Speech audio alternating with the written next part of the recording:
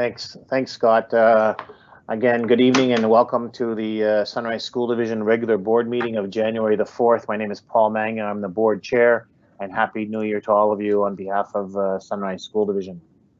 Our meeting's being called to order, and we are going to have École Beaujeu Early Years sing O Canada for us. So please stand if you can do so.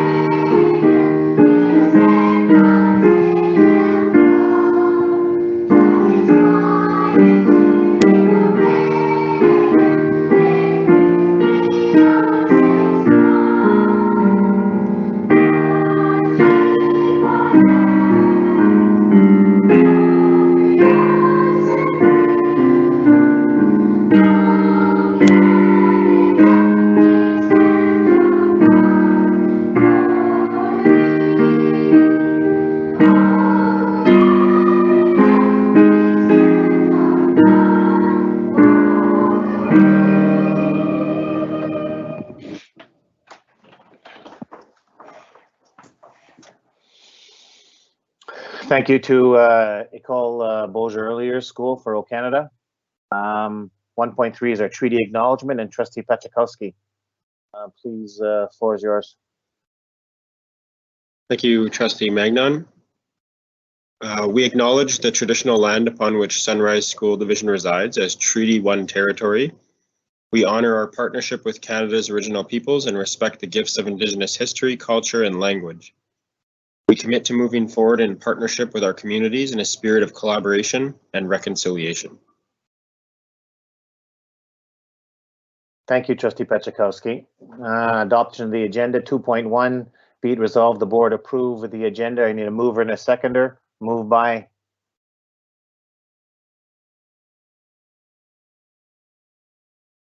Harris. Trustee Harris, seconded by Pachakowski. Trustee Pachakowski. Any questions to the agenda? Hearing none, we'll vote.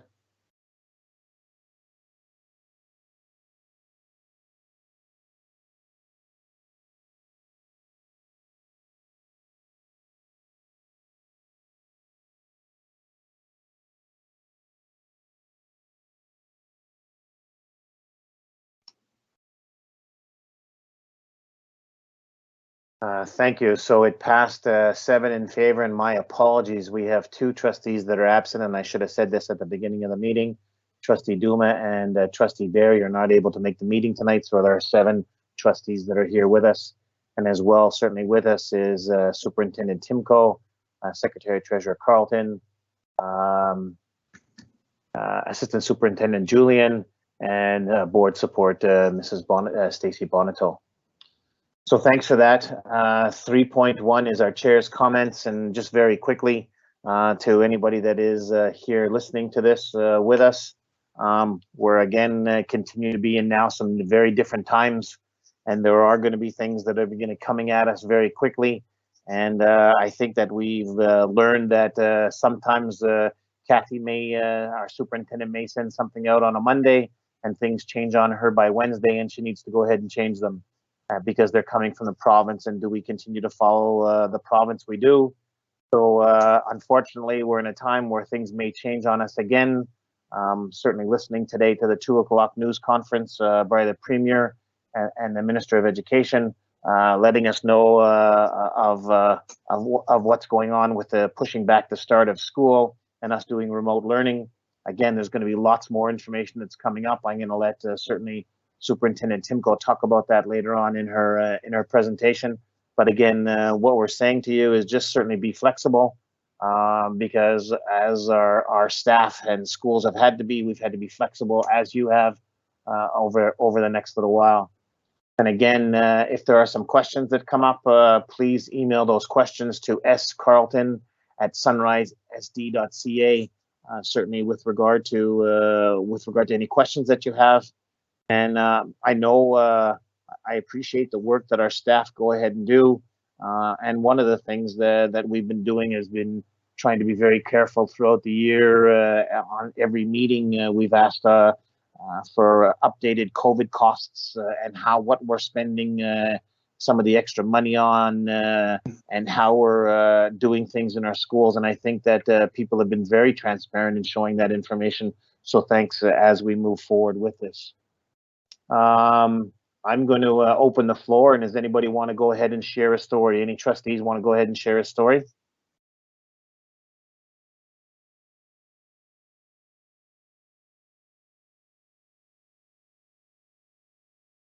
Okay. The only other thing that I will say is that today I was supposed to be wearing a Springfield Collegiate jersey because my hockey team on the last day, the Parview hockey team lost to Springfield Collegiate. So I was supposed to be wearing a Springfield Collegiate jersey.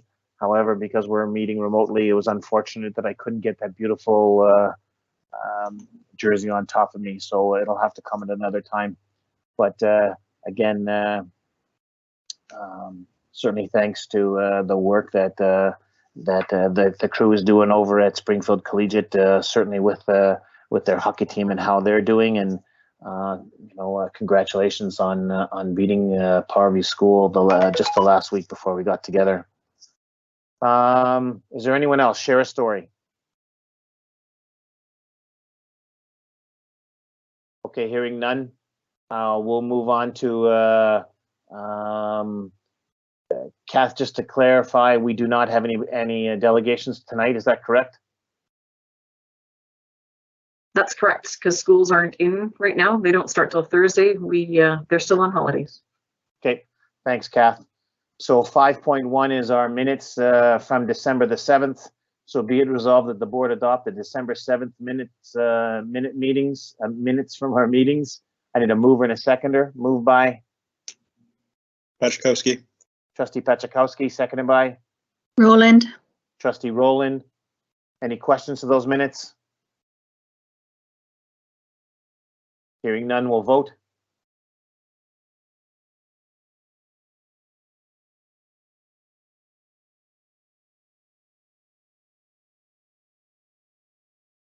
And those minutes were passed 6-1. Thank you very much.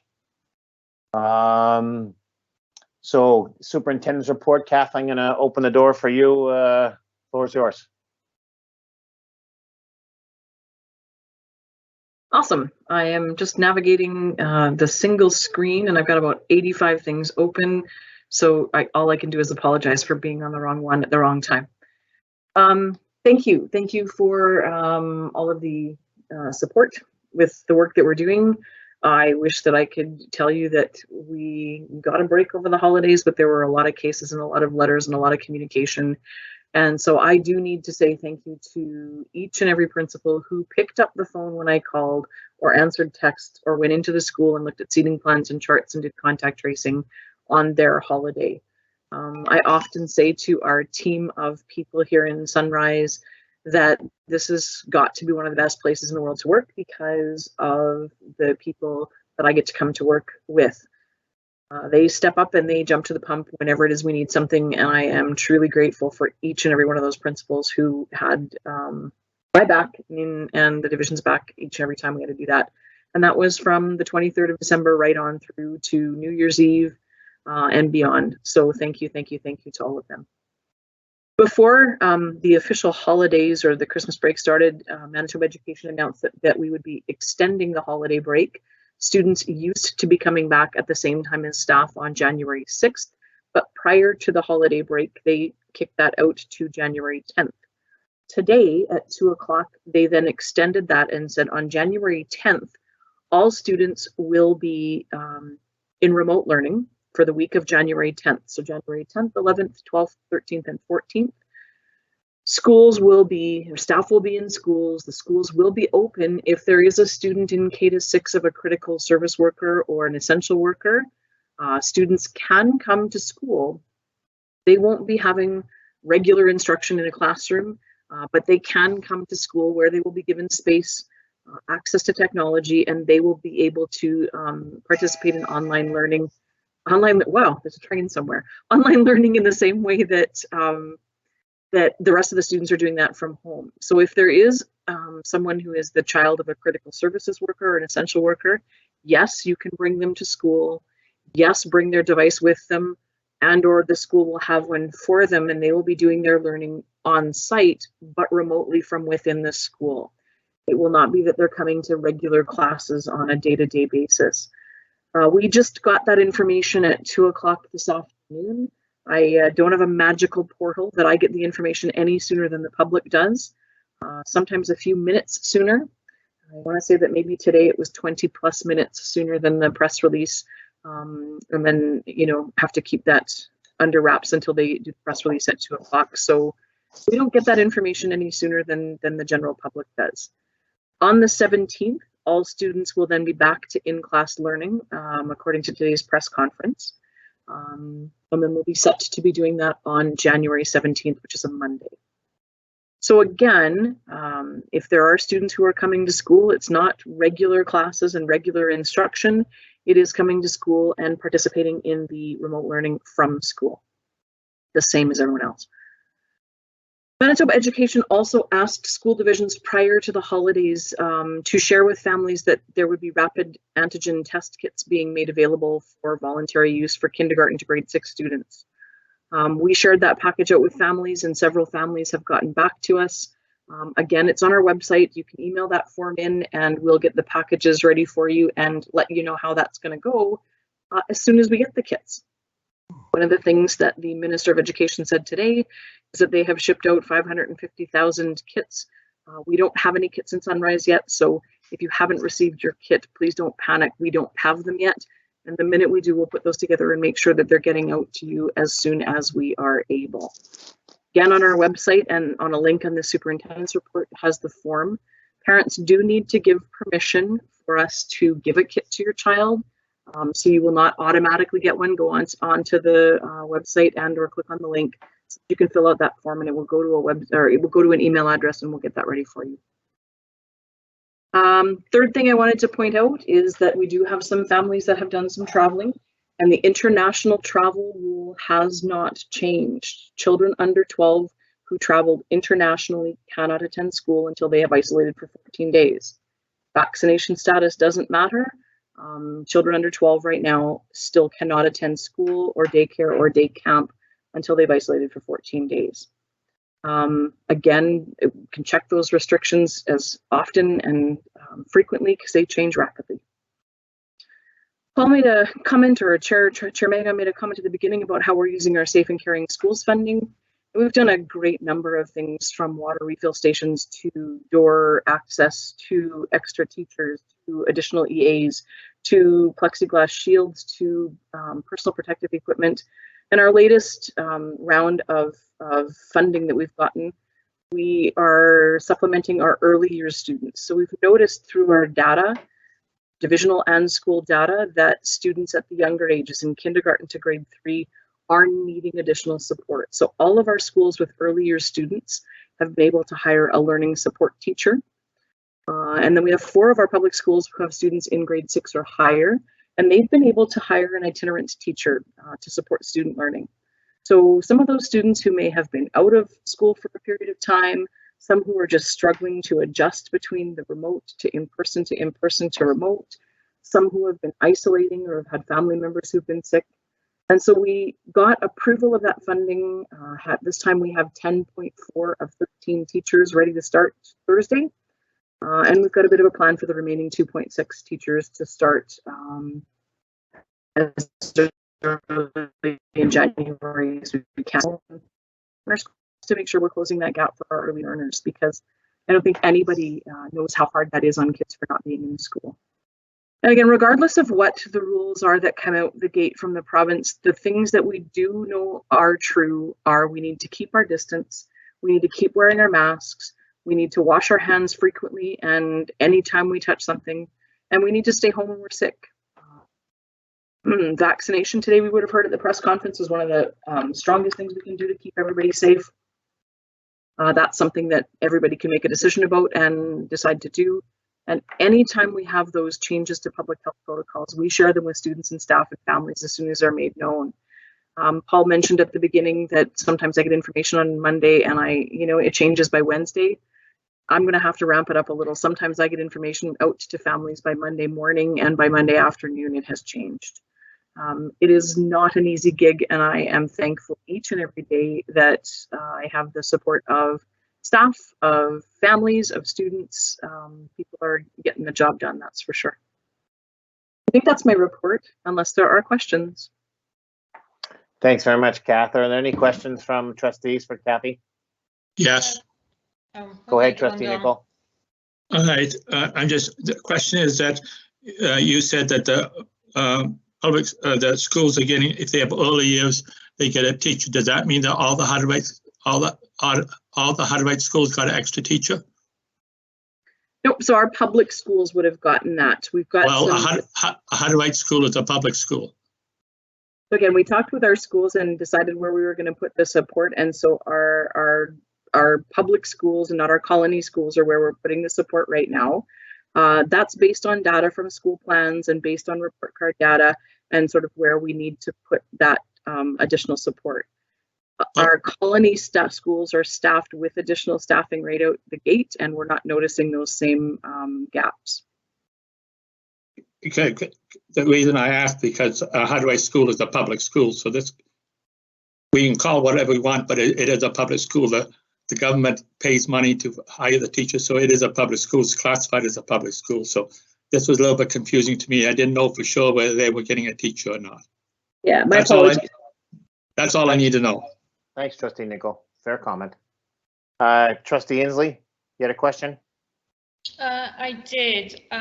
With regard to the extended week off school, only critical and essential work, the children of critical or essential workers can bring their children into school. What about parents who literally have no means of keeping their children at home, assuming they appreciate and know and understand that it won't be regular classes? Will they be able to bring their children into school if they are not classed as a critical or essential worker? Because if they literally cannot take time off work or find alternatives, will they be allowed to? And there's a capacity piece to this. So some of the, I'm going to call it the sorting hat piece to this, is that if every student or every family said, we have to bring our students, we don't have the capacity to do that. So the criteria or the sorting hat will be that children of essential workers or critical workers, as defined by the province, would have first dibs at space and place in the school. Our experience with remote in the past is that people are making the right decision about whether they need to have their child at school or whether they are able to accommodate at home. And we haven't had an overflow. We haven't had, reached our capacity at our schools because families are taking advantage and having that remote learning happening at home and are able to do that to help the system. If it comes down to it and we have too many at a school, the sorting hat or the criteria we would use is that the space is available to critical workers first, if that helps. Yeah, but I was just wanting to know that if a family were struggling, would you at least consider an accommodation to help them out if they weren't able to stay home with their child? And would that be a first come first served kind of thing? Would it be something that the division would consider accommodating? I think our schools have done a brilliant job of doing exactly that, and they know their families and they know their students, and they do a great job of making sure that everybody is looked after and cared for. It is not a first come first serve. So if all 4,700 students show up on the 10th of January saying, yep, I got to come to school because I have nowhere to go, it would be essential workers and critical care workers only. And the discretion would lie with our principals because they know their students and their families. And I feel really, really confident that they are able to make that work out for their families. So they would approach the principal, not yourself or the senior admin. They would discuss it with the principal to see if an accommodation could be made. Yeah. Thanks, Kathy. Any other questions for Kathy? Yeah. Okay, hearing none, we'll move on. Thanks, Kath. We have the draft reporting schedule, Kath, that you've provided all to us. There's some information. Did you want to touch on that? Thank you for doing that again and keeping us on track with that information. Is there anything that you want from that, Kath? Anything you want to add to that? Nope, I think it's there. Okay, so that's good information for the trustees with regard to that information that we've asked from Kathy. Is there any questions from any of the trustees about that reporting schedule? Okay, let's move on then to Secretary Treasurer's report. Scott. Thanks, Paul. I'll zip through some of the operational happenings over the course of the last couple of weeks. One of the key things going on in maintenance, just to give everybody a heads up, there's been some discussion and some focus put on lead testing for water. The Office of the Drinking Water in Manitoba has not yet come out and mandated that schools need to do this, but we believe it's coming down the pipe at some point in the near future that we need to test our drinking water sources for contaminants. So the province has made available some funding that we've taken advantage of, and we are collecting samples from all of our drinking water fixtures in all our schools across the division, and we'll be doing some lead testing on that water. The province has also incidentally informed us that there is some funding available should there be any mitigation required. So we're just kind of gearing up with collection and testing of the water. We'll take a look at any required mitigation. The vast majority of our schools across the division use well water. So we think we're in a pretty good spot, but given that there's funding available and we believe in the short term it's going to be a requirement by the Office of the Drinking Water, we thought we would go ahead and get it tested. So that's keeping maintenance hopping for our 19 schools to test water. Maintenance is also gearing up for a lot of summer projects. Next summer is going to be a super busy summer for our maintenance department. If some of these projects come through, certainly none of them have gone to tender yet, but they will be shortly.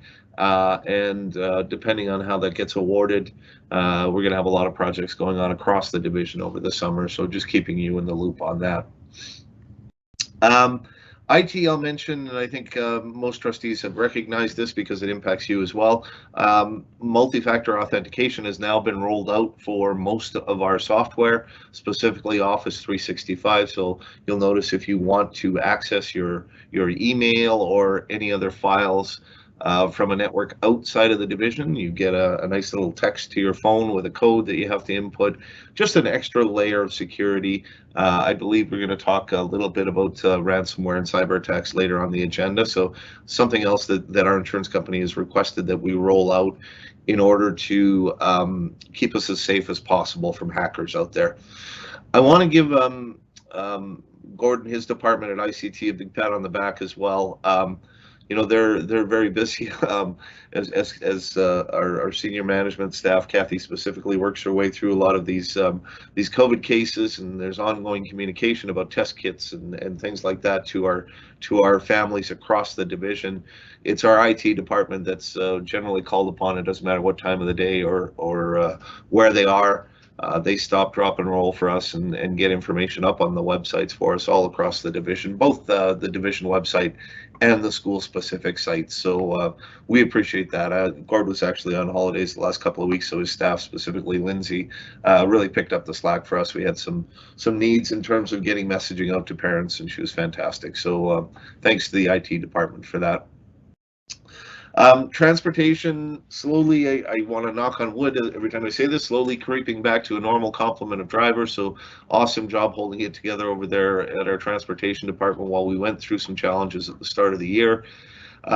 So far, today notwithstanding, and it's funny, I was texting Jason this morning, we were both quite glad that we didn't have buses on roads because it's a bit of a iffy system out there, lots of wind and a bit of snow coming down. But so far our weather has cooperated reasonably well. I'd rather see the cold temperatures than warm ones if there's going to be precipitation, so nothing sticks to the highways. So we'll knock on wood as well there that carries on.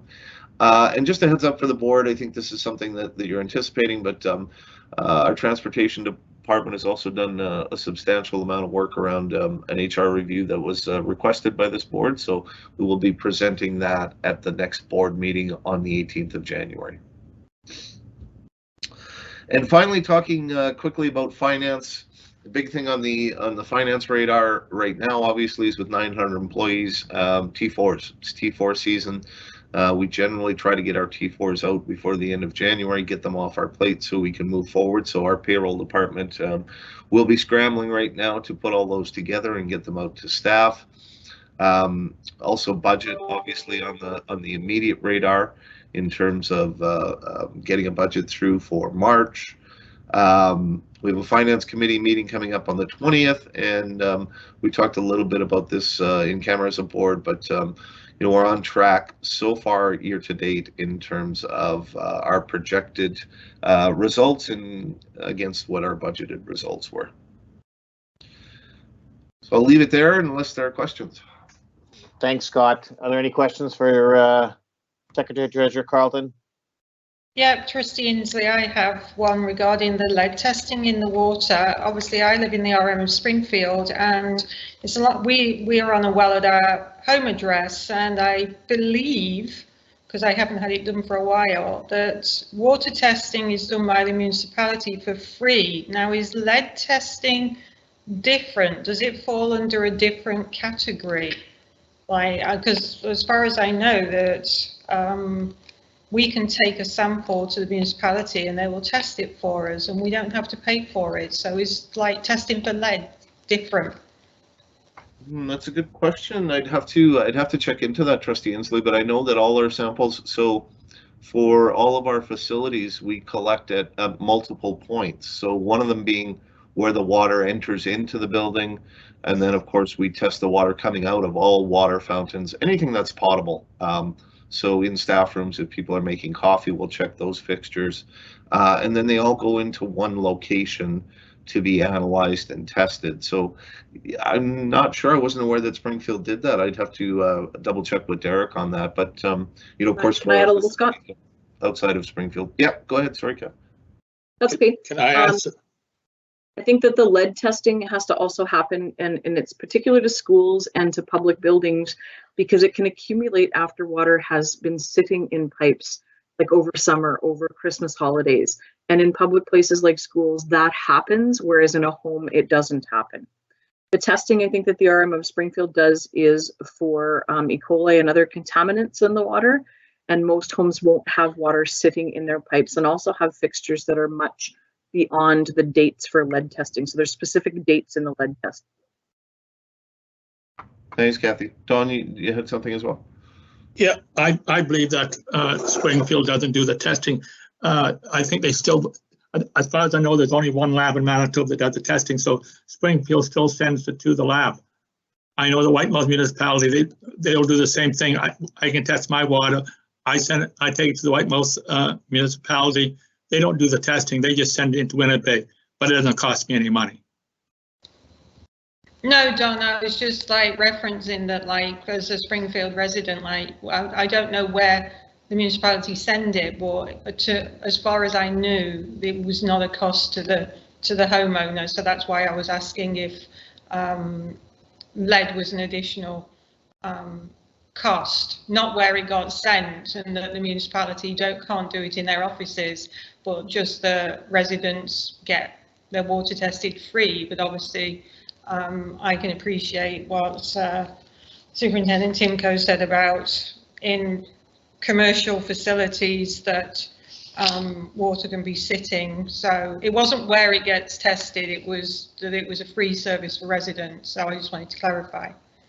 It's a free service. It's a free service to the school too. Okay, thanks. Because it says the Office of the Drinking Water has approved funding, so that means they're giving us funding, and it's not going to cost us any money. Thanks for clarifying that, Don. I think we've got the information that's there. And thanks, Scott, for that. Are there any other questions for Scott? Okay, we're going to move on to 8.1 COVID costs. And Scott, you've been doing a good job, certainly continuing keeping us updated with this. This is for information. Is there anything that you wanted to add to this, Scott? Not specifically. I mean, note that we're still trending substantially less than what we spent last year. I do anticipate that to change coming forward as we've looked at ramping up some of our staffing around recovery learning and making sure we have enough substitute teachers and so on and so forth. But as it stands right now, we're spending substantially less than last year. As we start staffing up for some of the positions that we've proposed to the province, we will see that change over the next couple of months, but we're still on track with it. And I think that we'll talk further on maybe at our next meeting about those positions that we're putting forward in some more detail. But thanks very much for this. Any questions for Scott about our COVID costs update? Okay. 8.2 is a decision-making matrix. So Trustee Pachakowski and myself know that we do need to get this done as soon as possible. We do need to have a group meeting with trustees, and we'll try to get that in as soon as possible, potentially in a learning session or in around one of our budget meetings if we can squeeze some time into that. So that's still on our radar. We do need to get this wrapped up. 8.3 is about cyber attacks. Scott, I'm going to give you the floor. Thanks, Paul. So yeah, certainly this has been something that's been pretty high profile over the last little while. I believe Don wanted to have a discussion around this. I put together some quick information about, sort of what this is and what the concern may be and what we do to try and mitigate that concern. What's happened over the last couple of years is there's a new sort of strain of hacker that will gain access to your data. And believe me, with 900 employees and all of the purchasing we do from vendors and with student information files and marks and all sorts of things, we do have a lot of data that is important to us, number one, and number two, we wouldn't want anybody else to get their hands on. So this new strain of hacker will gain access to your system, sometimes take that data and hold it for ransom, whereby they ask you to spend hundreds of thousands, in some cases even millions of dollars, in order to give you back access to your own information. There's a few ways we can mitigate that, and we do as best we can. We have insurance for that. Certainly insurance is great, but if we had to go to the extent of rebuilding our entire database, that would be very, very time consuming and expensive. We make backups either in the cloud, which is off-site. Certainly we want backups to be off-site, because if somebody gains access to your server and you have a backup that's living on the same hard drive, that's not of much use to you. So we have backups in the cloud. Used to be that you would have a portable hard drive and you'd back everything up and even take it home with you at night in some cases, but we have so much data that most of it's backed up in the cloud. We've talked a little bit about protecting username and passwords. So when you see a spam email that asks you to click here and put in your information because we have a rebate coming to you from UPS, or all of those spam emails are designed to try to gain access to your login information, your username and password. Your username and password can be used to hurt you personally, whether that's your own banking information or things like that, and also to gain access to corporate and organizational systems like the school division.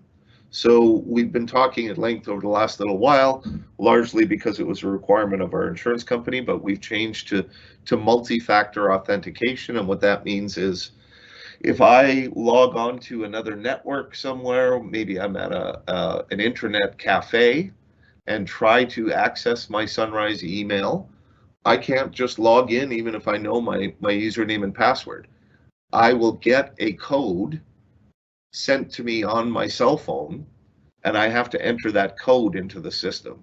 It's another layer of security saying that, okay, well, we know Mr. Carlton's phone number, we're going to send a code to his phone.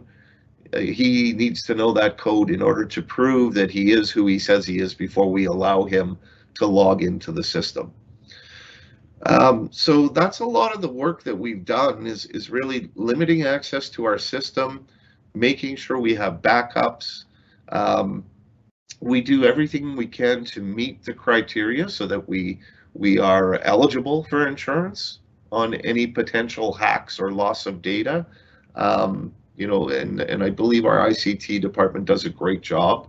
I'll maybe sort of leave it there with the report I provided. I know Trustee Nicol had requested that we have a quick discussion on this, so I'll maybe leave it there and see if there are any other questions from anybody on cyber attacks or where we're at with them. Don, I'm going to let you to lead this. Don, do you want to add anything to this? Yeah, I was happy to hear, which I didn't know before, that everybody had to take that course once a year. So I thought I didn't know about that. So that's because obviously didn't take that course because I didn't know about it. So that was nice to know that most of the staff or all the staff had to do it. Okay, thanks. Are there any other questions about this from anyone? Okay, thanks, Scott, for putting that information together for us. 8.4 is our monthly enrollment. It's for information. Kathy, is there anything that you want to highlight here? Okay, so I think that it's information for us. Kathy, grade 1 to 8 report card data, that's part of our reporting schedule. Did you want to add anything to this? I do. I wanted to just make a point that back at the end of September, beginning of October, we looked at the complete picture for these grades in terms of these report card categories. So trustees and public, you would have seen a term 1, term 2, and term 3 report on a grade level for the division. And that's that high level where we can sort of see growth over time at a particular grade level. This is the starting point. So we just finished first term report cards. And what happens here is from the divisional level, we can see the starting point for each of these grades. We don't want to be looking at it as, okay, well, this year's grade 2s, how did they do last year in grade 1? Because it's an entirely different curriculum that we're measuring on. A grade 2 student shouldn't be at the top of their game at the beginning of grade 2, or maybe they need not to be in grade 2. So they're going to be starting with different curriculum and they should be learning and growing at that point. We want to see that growth over time in these particular categories. This isn't the only data that we look at. Each of our schools also has access to an app called Power BI, where they can drill down to different demographics, like gender demographics, like students who transferred into the area, like all sorts of different things that they use to build their class profile and to build their school profile. That lets them look at trends over time. And then teachers also take those class profiles to look at any particular student's growth over time. So a classroom teacher might take Kathy Timko's information and say, okay, how is Kathy Timko doing in kindergarten? And then how has she progressed in grade 1? And where is she at on grade 2? Because we use reading and writing progressions to tell us that, and we use math progressions to tell us that. So even though we're sitting here at a divisional level or at a public level and saying we want to look at this starting point for term report cards, a lot of that work happening at the classroom is really important in terms of the individual student by student information. But I just wanted to quickly highlight that this would be sort of the first benchmark to share with trustees that you will see in April. Where are they at second term report? And then again in September, where did they land the year, to say, how are we doing over time at each of our grade levels? Thanks, Paul. Thanks, Kath, for that. Any questions for Kathy?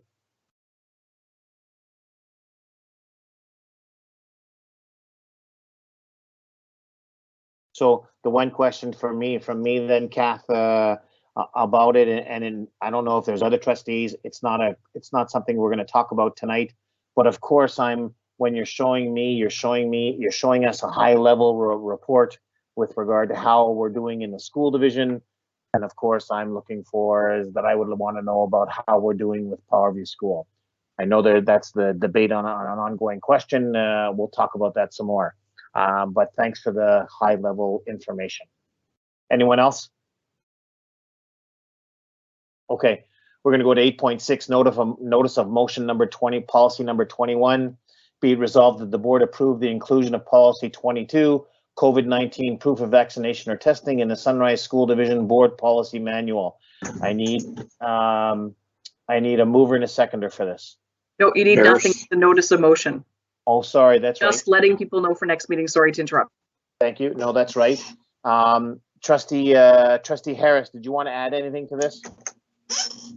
Only that this was in order to be proactive when our schools begin to open up to visitors and parents following all this COVID stuff. The MSBA has created this policy for school divisions in Manitoba so that all divisions wouldn't come up with 30 different versions of essentially the same thing. This has been vetted by MSBA and provides our staff with the guidance that will be needed when parents and staff will again be welcome to our schools. The policy committee has made the document specific to Sunrise by incorporating our name throughout. Thank you. Thanks, Trustee Harris. Any questions from anybody?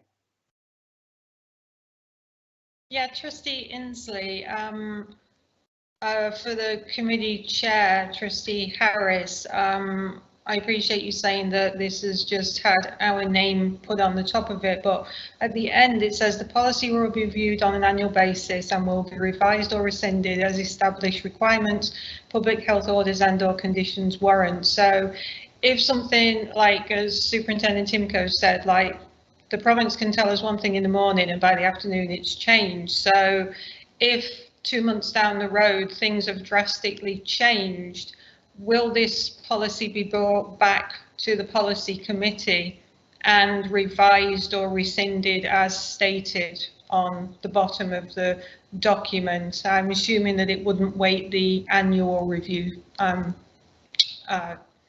time frame. Am I correct? Yes, if we need to review it earlier, we will certainly do that. Okay, thanks. Thanks, Trustee Inslee. Thanks, Trustee Harris. Any others? Okay, we're going to move on to a notice of motion policy number 22. Be it resolved that the board approve the inclusion of policy 22, senior admin contract negotiations in the Sunrise School Division Board Policy Manual. Trustee Harris, did you want to add anything to this? Only that at our October 5th regular board meeting, the policy committee was tasked with developing this policy, and this is what we're bringing forward. Perfect, thank you. Are there any questions on this? Okay, hearing none, we're going to move forward. I think that Kathy and Scott, the next probably about 1 to 6 things are about subdivisions. A subdivision in the RM of Springfield, a subdivision in the RM of Brokenhead, planning amendment bylaw, the subdivision in the RM of Springfield, and you'll see all of them down there. This is for information. Is there anybody have any questions on from 8.8 to 8.1 to 8.13 with regard to any of the subdivision and the information that's here for us? I don't think that we'll go over it. It's for information for you. Does anybody have any want to comment on any of those or more information?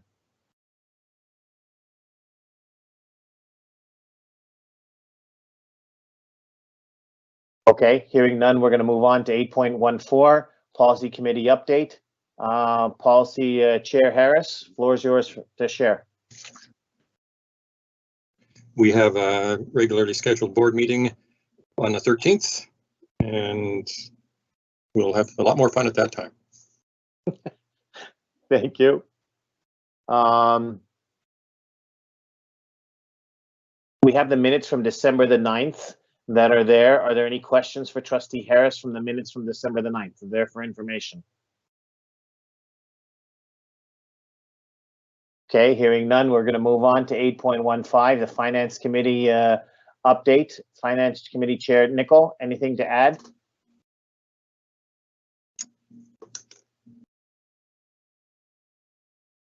Don? Sorry, I forgot to put my speaker on. It's okay. We're having a meeting on January the 20th for the Finance Committee, and after we have the meeting, we'll share the information to the board. Okay. I noticed here it says that there was a meeting on December the 16th. Are there minutes from that meeting? No, because we don't pass the meeting. We don't pass until the January the 20th meeting. Okay, thanks very much for that. Just to let people know that myself, I'm the signing authority for the month of January. And we do have an action item from the Finance Committee, the check register. Be it resolved that the board receive the November 2021 check register. Total amount of checks issued is $3,302,153.13, reviewed on December the 16th by the Finance Committee for information. Trustee Nicol, are you moving this? Yes, I am. We need a seconder to move this. Reed. Trustee Reed, thank you. Any questions to this? Hearing none, we'll vote.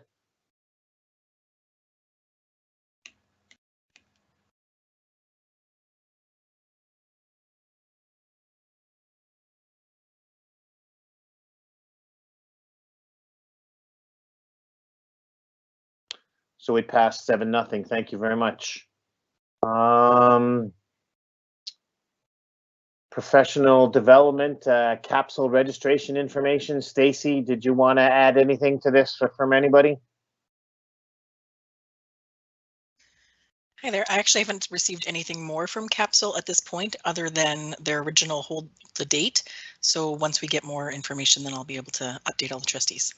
Okay, thank you for that. Go to 10.1 financial monitoring report. Be it resolved that the board adopt the financial monitoring report for the month ending November the 30th, reviewed by the Finance Committee on December the 16th. Trustee Nicol, are you going to move this report? Yes, I'm going to move that report. I need a seconder to this. I'll second it. Reed. Trustee Reed, thank you. Any questions to this monitoring report? Hearing no questions, we'll vote.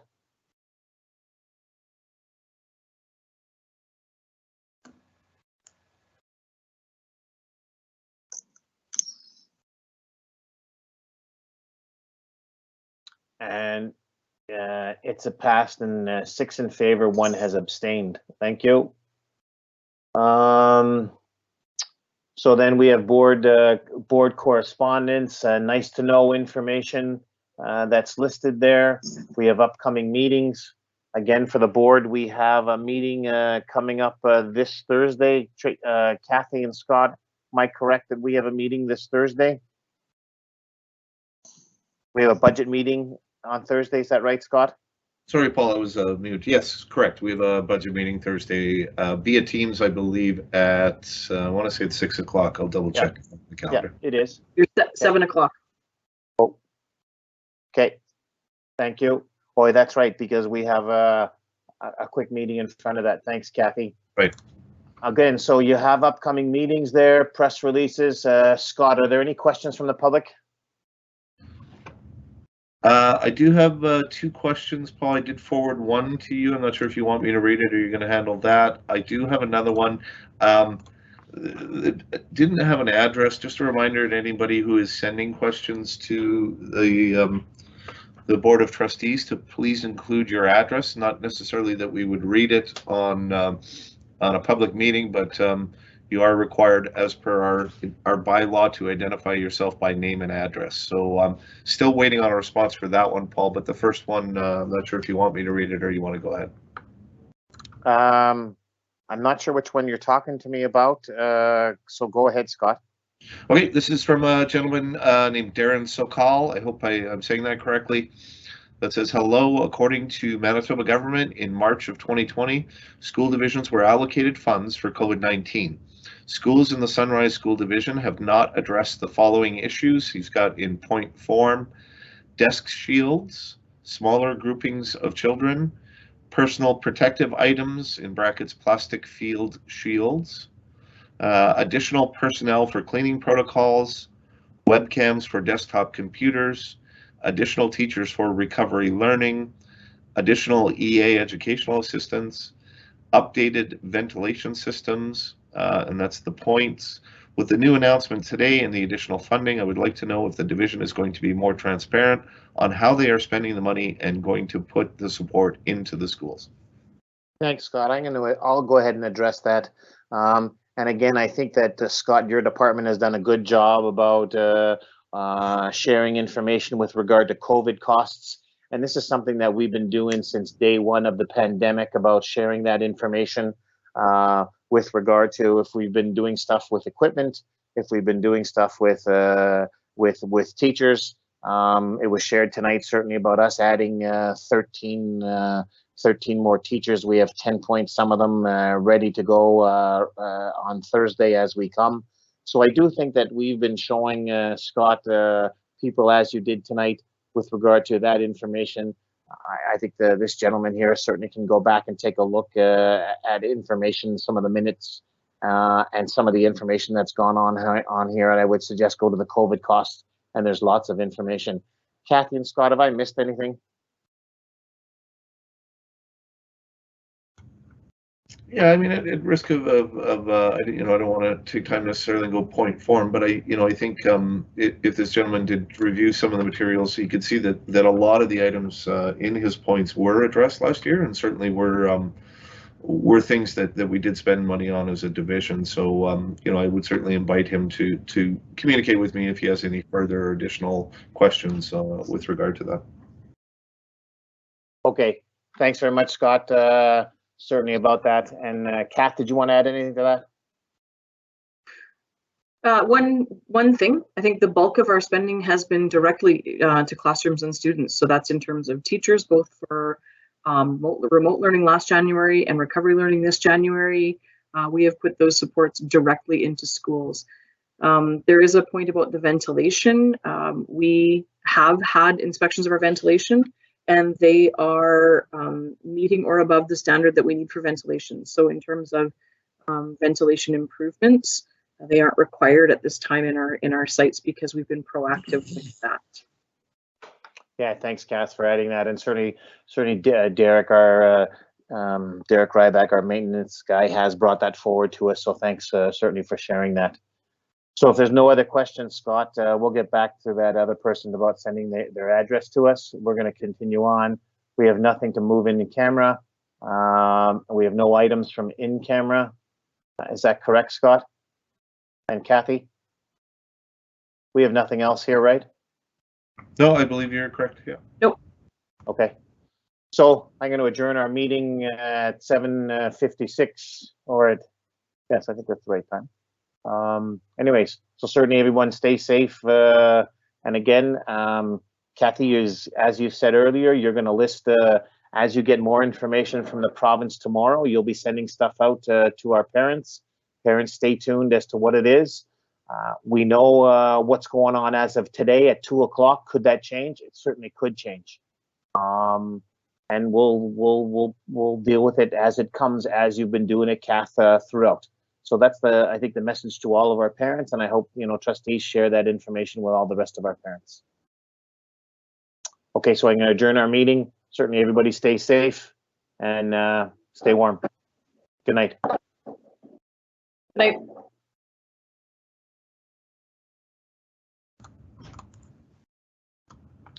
Okay, good night, everybody.